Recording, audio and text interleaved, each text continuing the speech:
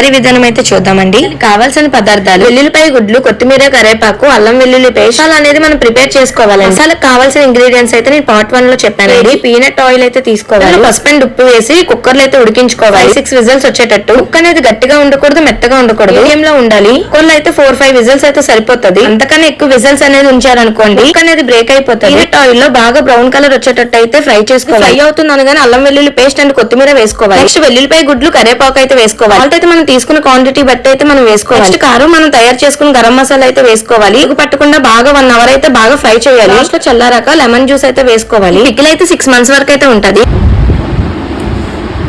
ఎలా ఉంది ఇప్పుడు మటన్ పికిల్? నిజంగా బాగుందా?